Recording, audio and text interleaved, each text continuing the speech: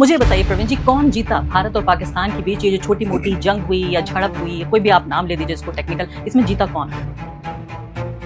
अगर ये ऑपरेशन सिंदूर नहीं होता तो पाकिस्तान और सऊदी अरेबिया का डिफेंस एग्रीमेंट नहीं होता, और ये नहीं होता तो वो डोनाल्ड ट्रंप जो फील्ड मार्शल आसिम मुनीर है उनको लंच के लिए नहीं बुलाते। दौर में जब ये ऑपरेशन सिंदूर हो रहा था, सिर्फ आप ही ऐसे थे जो तथ्यों को बरसा रहे थे, मैं कहूंगी ट्रूथ बॉम्ब जिसे अंग्रेजी में कहते हैं। मैंने ये सब्जेक्ट 48 इयर्स पढ़ा है। The 1971 war that Mrs Gandhi fought and we created Bangladesh.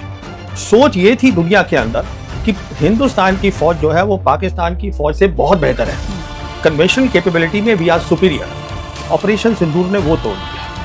जी देखिए, कितने आप लोकतंत्र है आपको भी मालूम है, मुझे ही मालूम है, पहली बात। लेकिन भारत में चुनाव होते हैं, भारत में बोलने की आजादी है। कौन सा मुझे चीनी पत्रकार आप बता अभी दीजिए। मुझे बोल रही थी कि मैं एंटी नेशनल करार कर दिया जाऊंगा अगर मैं ऐसे बात करूंगा, आप मुझे बता रही है आजादी है। क्या भारत विश्व गुरु बन गया? देखिए, विश्व गुरु तो भारत ने कह दिया हम बन गए हैं तो बन गए हैं, अब वो दुनिया माने ना माने वो एक दूसरी कहानी है। आप मानते हैं? और ताजा जो तमाम बयान रहे हैं डोनाल्ड ट्रंप की, जिसमें उन्होंने ये भी कहा कि मेरा मुंह मत खुलवाइए वरना मैं नरेंद्र मोदी जी का राजनीतिक करियर तबाह हो जाएगा। मैं सबसे पहले आखिरी मुद्दे से शुरुआत करना चाहती हूँ कि बार बार डोनाल्ड ट्रंप ये क्यों कहना चाहते हैं और क्यों कहते हैं इस बात को कि ये जो संधि हुई, सीज फायर हुई भारत और पाकिस्तान के बीच, ये मैंने कराई। क्या उनका हित क्या है उसमें, इंटरेस्ट क्या है उनका? शुक्रिया मुझे बुलाने के लिए। सबसे पहली बात यह है, हमें ये समझना है कि जो उनकी सेकंड टर्म है डोनाल्ड ट्रंप की एज प्रेसिडेंट, तो उनकी कुछ प्रायोरिटीज हैं। उनकी टॉप प्रायोरिटी वो ये है कि वो चाहते हैं कि दुनिया उसको समझे और उनकी जो डोमेस्टिक ऑडियंस है वो समझे कि वो एक पीस टाइम प्रेसिडेंट है। वो अपने आप को वॉर टाइम प्रेसिडेंट नहीं बताते, वो पीस टाइम प्रेसिडेंट बताते हैं। ये उनकी टॉप प्रायोरिटी है। तो अगर ये इनकी टॉप प्रायोरिटी है तो वो ये दिखाना चाहते हैं कि मैंने बहुत सारी लड़ाइयाँ रुकवा दी हैं।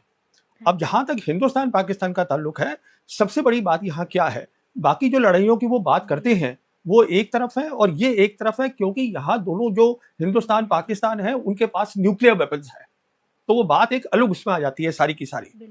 तो अभी उनका ये कहना है कि मैंने लड़ाई रुकवा दी। अगर आप उनके नजरिए से बात देखें तो हुआ क्या था कि 6-7 की रात को ऑपरेशन शुरू हुआ। 6 मई और 7 मई जी 6-7 की रात को ऑपरेशन शुरू हुआ, एयर वॉर शुरू हुई। उसके बाद एक प्रेस रिलीज आई जो कि इंडियन एम्बेसी है, हमारी एम्बेसी वॉशिंगटन में, उन्होंने प्रेस रिलीज ये भेजी कि 8 मई को सुबह ही जो हमारे नेशनल सिक्योरिटी एडवाइजर हैं डोवल साहब, he got in touch with Marco Rubio America में, उनको बताने के लिए कि देखिए साहब यहाँ हो रहा है। अब जब आप किसी को कुछ बात बताएंगे तो आप चाहते हैं ऑब्वियसली कि वो दूसरी साइड से भी बात करे और रुकवाए। क्यों मैं बोल रहा हूँ ये? वो इसलिए बोल रहा हूँ क्योंकि हमारे जो रक्षा मंत्री हैं राजनाथ सिंह, उन्होंने ऑलरेडी पार्लियामेंट में बता दिया है कि हमने जब शुरू किया, हमने अपना ऑपरेशन किया और आधे घंटे के अंदर अंदर हमने पाकिस्तान से कहा कि हम सीज फायर करना चाहते हैं, तो हम तो लड़ना ही नहीं चाहते थे। तो 8 तारीख की सुबह को ये प्रेस रिलीज आ गई। इसका मतलब है मार्को रूबियो जो है वो दोनों तरफ से बातचीत उन्होंने शुरू कर दी हिंदुस्तान पाकिस्तान से। उसके बाद आप नोट करिएगा 10 मई को सबसे पहले सोशल मीडिया पे डोनाल्ड ट्रंप ने कहा कि ये दोनों जो मुल्क है वो परमानेंट सीज फायर के लिए राजी हो गए हैं और होगी। उसके इमीडिएटली बाद मार्को रूबियो का आया कि वो दोनों राजी हो गए हैं और ये भी राजी हो गए हैं कि किसी अलग तीसरी जगह पे ये आगे की बातचीत करेंगे। उसके बाद पता चला कि पाकिस्तान ने कहा कि सीज फायर होगा और एंड में इंडिया ने बोला। हमारा ये कहना है कि उन्होंने, जो उनका डीजीएमओ है, he got in touch with us, और उसके बाद हमने किया है। पर सवाल ये है कि आप तो पहले से आधे घंटे में ही तैयार हो गए थे सीज फायर के लिए, तो फिर अब क्या बात हो रही है? तो मुझे बताइए प्रवीण जी, कौन जीता भारत और पाकिस्तान के बीच? ये जो छोटी मोटी जंग हुई या झड़प हुई, कोई भी आप नाम ले दीजिए इसको टेक्निकल, इसमें जीता कौन? देखिए, वो तो दुनिया ने फैसला किया है। पाकिस्तान की मिलिट्री प्रोफाइल बढ़ गई है, पाकिस्तान की जियोपॉलिटिकल प्रोफाइल बढ़ गई है। उसी के अगर ये ऑपरेशन सिंदूर नहीं होता तो पाकिस्तान और सऊदी अरेबिया का डिफेंस एग्रीमेंट नहीं होता, और ये नहीं होता तो वो डोनाल्ड ट्रंप जो फील्ड मार्शल आसिम मुनीर है उनको लंच के लिए नहीं बुलाते। वो इसलिए बुलाया क्योंकि उन्होंने कहा कि ये जो है ये हमें समझाएं कि मिडिल ईस्ट में क्या होता है, ईरान क्या कर रहा है। कहने का मतलब ये है कि दुनिया ने ये तय किया है कि पाकिस्तान ने इसमें अच्छा काम किया है। तो क्या ये प्रोपेगेंडा जीता इनका या इन्होंने जंग जीती? क्या जीता, प्रोपेगेंडा या जंग? देखिए, जंग तो हुई ही नहीं है। जो 4 दिन का काम हुआ है, जंग 4 दिन में खत्म नहीं हो जाएगी हिंदुस्तान। हाँ जी, देखिए सबसे इंपॉर्टेंट बात क्या होती है, वो एयर वॉर होती है, और वो इसलिए होती है कि हिंदुस्तान पाकिस्तान की जो है, हम दोनों नेबर्स हैं, यहाँ एयर का रोल बहुत बड़ा होगा। और जो एयरफोर्स होती है उसका जो मेन काम होता है वो होता है एयर सुपीरियॉरिटी। उसको हम बोलते हैं कि एयर टू एयर एंगेजमेंट। तो वो पहली ही 6-7 की रात को हमने देखा कि air to air engagement Pakistan air force ने करी और अगले दिन उन्होंने इंटरनेशनल प्रेस को बुला के ब्रीफिंग भी दी। हम तो अभी तक उसकी बात ही नहीं करना चाहते हैं। हमारे प्रधानमंत्री ने एक बार भी इस पर कोई प्रेस कॉन्फ्रेंस नहीं की, इस पर कोई बातचीत नहीं की। नहीं, हम हमारे किसी भी अफसर ने इसके बारे में बातचीत नहीं करना चाहते। हम खुल के, वो कुछ टिप्पणियां आती रहती हैं, जैसे सीडीएस ने सिंगापुर में बोल दिया हाँ हमारे कुछ रफाल गिरे थे। फिर वो एक और है हमारे नेवल एडवाइजर इंडोनेशिया में, उन्होंने बोल दिया कुछ जहाज गिरे थे।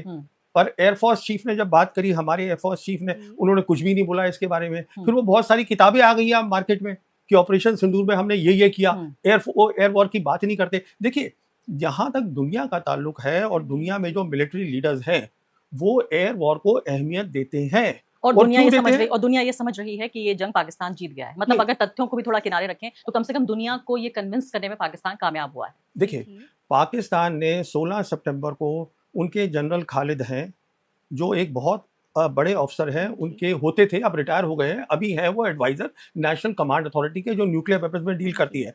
जनरल खालिद ने एक प्रेस कॉन्फ्रेंस करी इस्लामाबाद में 16 सितंबर को और उसमें उन्होंने कहा कि 4 रफाल हमने गिराए हैं 6-7 की रात को और रफाल के नंबर भी दे दिए। उन्होंने अपनी तरफ से एविडेंस दे दिया, पर हमने उसके ऊपर कोई बात नहीं करी। फिर उनके जो प्रधानमंत्री हैं वो उन्होंने यूएन में बोला कि हमने 7 हवाई जहाज गिरा दिए हैं और साथ ही डोनाल्ड ट्रंप भी बोल रहे हैं, पर हम उसकी बात नहीं कर रहे हैं। तो सवाल ये है, हमें अपनी पोजीशन क्लियर करनी चाहिए, पर हम वो कह नहीं रहे। लेकिन क्या आपको ये लगता है कि भारत में जो विदेश मामलों के जानकार हैं वो इस बात को दरअसल समझते हैं, लेकिन तथाकथित तथ्यों को पीछे रखे तथाकथित राष्ट्रवाद या देशभक्ति के नाम पे सच नहीं बोलते? क्या आपके जैसे लोगों को फिर एंटी नेशनल नहीं कहा जाएगा? क्योंकि उस दौर में जब ये ऑपरेशन सिंदूर हो रहा था, सिर्फ आप ही ऐसे थे जो तथ्यों को बरसा रहे थे। मैं कहूंगी ट्रूथ बॉम्ब जिसे अंग्रेजी में कहते हैं, वो बरसा रहे थे। एक तरफ यहाँ बमबारी हो रही थी भारत और पाकिस्तान के बीच, और एक तरफ आप जो है ट्रूथ बॉम्ब गिरा रहे थे, सच्चाई के बम गिरा रहे थे। क्या आपको लोग एंटी नेशनल नहीं कहते? देखिए, अब मुझे क्या कहते हैं वो दूसरी बात है। मैं तो जर्नलिज्म कर रहा था और एज अ जर्नलिस्ट ये मेरा बनता है, फर्ज बनता है, क्योंकि मुझे ये सब्जेक्ट आता है। मैंने ये सब्जेक्ट 48 इयर्स पढ़ा है, आर्मी के अंदर भी और आर्मी के बाहर भी। मैं समझता हूँ इस सब्जेक्ट को। तो मुझे खुद अंदर से परेशानी हो रही थी कि मेरा देश है and I want my armed forces to be strong, I want my government to be upright.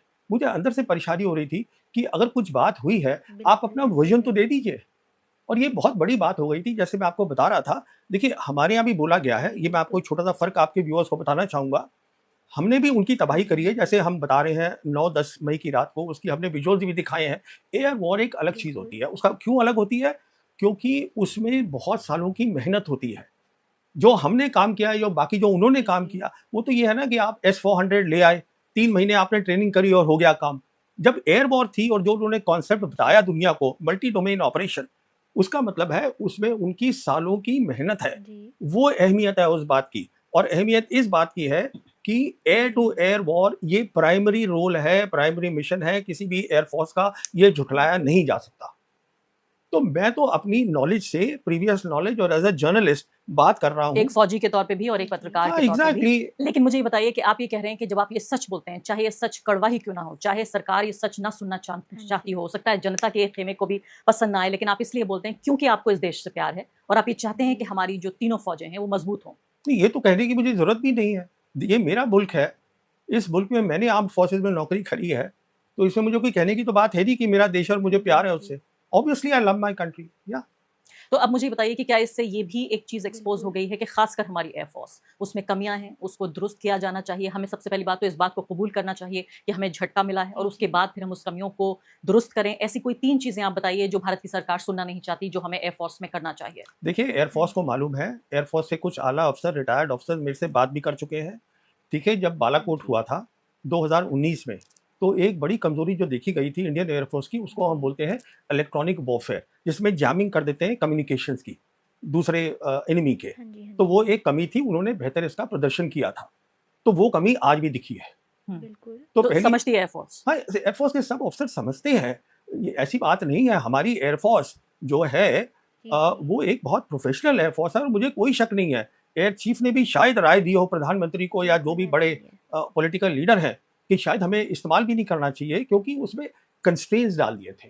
देखिए, एयर जब वॉर होती है, आपको कुछ भी बोलते रहे कि हमने फ्री हैंड दिया, पर जैसा लगता है वो इतना फ्री था नहीं। उतना फ्री, बल्कि ये तो हाँ। कहा भी गया है, तो बाकायदा अफसर ने बोला कि हमें फ्री हैंड हाँ, नहीं दिया वो गया। जैसे वो हमारे जी। नेवल एडवाइजर हैं, तो इंडोनेशिया में बताया उन्होंने गया कहा कि कि वो ही हाँ। Has been misquoted. हम्म। तो कहने का मतलब ये है electronic warfare is one thing.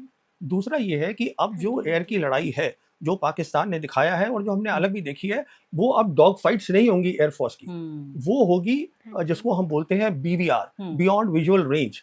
इसका मतलब आप कितनी दूरी से मार कर सकते हैं, जैसे कि वो क्लेम करते हैं हमने 143 किलोमीटर पे जाके मार करी है, उसकी अहमियत है। हम्म। तीसरी चीज स्पेस की अहमियत है, हम्म। जिसमें उन्होंने बताया कि उनके पास विजिबिलिटी थी, उनको मालूम था, and because of electronic warfare उनको बिल्कुल इलेक्ट्रॉनिक ऐसे ही है। सिग्नल्स मालूम थे, वो हम्म। आइडेंटिफाई कर पाए क्राफ्ट को। कहने का मतलब ये एयरफोर्स सब बातें समझती है, जी। We are a professional air force, इसमें कोई शक नहीं है, बट उसको हाँ शायद जी। लिमिटेशंस में काम करना तो पड़ा है। पहलगाम हमला पाकिस्तान के जरिए करके हमें कमजोर करने की कोशिश की, हमारे बिल्कुल। नागरिकों की जान ली, उसके बाद हमने ऑपरेशन से दूर किया, और उसका भी तथाकथित तौर पे फायदा पाकिस्तान को ही हुआ कि इतनी बड़ी डील अब उसे सऊदी अरब से मिल गई है। जी, जी। अगर ये जंग के नतीजे या जंग का जो पूरा प्रोपेगेंडा होता है, क्योंकि एक तो प्रोपेगेंडा वॉर भी होती है, वो अगर भारत के पक्ष में जाता है, तो क्या ये मुमकिन था कि ये पाकिस्तान सऊदी जो डील हुई, या ये भारत सऊदी डील होती? देखिए, मैं इससे पहले आपको एक बात बताना चाहता जी। हूँ। जब ये बातचीत हो रही थी और पहलगाम हो गया था कि इंडिया करेगा कुछ कि नहीं करेगा, मैंने एक वीडियो किया था, सोलो वीडियो था मेरा, जिसमें मैंने कारण दिए थे कि इंडिया एयर वॉर नहीं करेगा, जो अब ट्रोल मेरे पीछे पड़े रहते हैं। मैंने उसको समझाया था ये क्यों नहीं करेगा, पर हमने की। जी, जी। कहने हमने क्यों की, क्योंकि वो अभी रिसेंटली जो हमारे आर्मी के चीफ हैं, उन्होंने एक जगह बयान दिया है हाँ जी। कि जो ऑपरेशन का नाम भी था वो प्राइम मिनिस्टर ने दिया था। हम्म। तो जैसे कि हमने देखा बालाकोट में भी प्राइम मिनिस्टर ने खुद बोला है कि वो क्लाउड से तो हमें फायदा हो गया। तो जी। जब पॉलिटिकल लीडरशिप ऑपरेशनल मैटर में इन्वॉल्व हो जाती है, तो वो एक अलग मसला हो जाता और है। इमोशन जिस तरह से हाँ जी। घुसाए जाते हैं, नाम जिस तरह से रखा गया, बाकायदा सिंदूर का वो लगाकर, वो भी अपने आप में नहीं, एक तरह से वो तो एक वो महिलाओं हाँ, को इस्तेमाल करने की भी नहीं कोशिश वो की गई। देखिए वो आपको ज्यादा समझ होगी उन बातों की। मैं तो ये बताना चाहूंगा सिर्फ कि अब ये क्लियर हो गया है कि जी, जी। प्रधानमंत्री ने नाम दिया था सिंदूर, क्योंकि कोई एयरफोर्स या आर्मी वाला ऐसा नाम नहीं देता। नहीं देता। क्या नहीं, सवाल ही नहीं हम्म। उठता है। तो कहने का मतलब ये है बहुत सीधा सा, 100% फायदा हुआ है पाकिस्तान को। पाकिस्तान जो है, जी। और मैंने ये कहा भी था कि ये फायदा होगा, इसमें भी मैंने वीडियो किया है, हम्म। और वो वैसे ही बिल्कुल हुआ है। जी। आप समझ रही हैं आप बात को कि ये कोई, देखिए जिसको भी थोड़ी सी भी समझ है इन बातों की, उसको क्लियर था कि ये ऐसे ही होने वाला है। अब ये थोड़ा सा डिटेल हुआ, मैं पाकिस्तान पे बाद में आना चाहती थी, लेकिन चूंकि ये बात हो गई, अच्छा रहा। मैं वापस आना चाहती हूँ कि आखिर डोनाल्ड ट्रंप का हमारे प्रधानमंत्री के साथ मसला क्या है? क्या उनको जी, कोई जी। आपसी मनमुटाव है, कोई आपसी समस्या है? एक थियरी ये भी दी जाती है कि जब ये इलेक्शन कैंपेन चल रहा था बिल्कुल यूएस ऐसे ही। में, प्रेसिडेंशियल इलेक्शन कैंपेन, तब नरेंद्र मोदी जी वहां थे, डोनाल्ड ट्रंप उनसे मिलना चाहते थे और चाहते थे कि वो भारतीय मूल के लोगों से पिछली बार की तरह अपील करें कि अब जी। की बार ट्रंप सरकार फिर से। लेकिन उस वक्त जब भारत के प्रधानमंत्री ने ऐसा किया, नरेंद्र मोदी ने, ट्रंप हार गए थे। तो मोदी जी को ये मैसेज दिया गया कि भाई हाँ हार जी। रहे हैं फिर से ट्रंप, तो उन्होंने उनसे मुलाकात नहीं की, और तब से उनके दिल में एक फांस चुभ गई है, और नरेंद्र मोदी के साथ ये उनकी पर्सनल दुश्मनी है।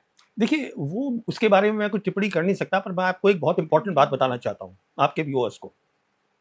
वो बात ये है, जहां तक डोनाल्ड ट्रंप का सवाल है, उन्होंने बहुत क्लियर कर दिया था कि मेरी पहली फॉरेन पॉलिसी प्रायोरिटी इस टर्म में is to be a peace time president, जिसका श्रेय पाकिस्तान तो दे रहा है कि आपने सीज फायर करवाया, हिंदुस्तान ने नहीं दिया।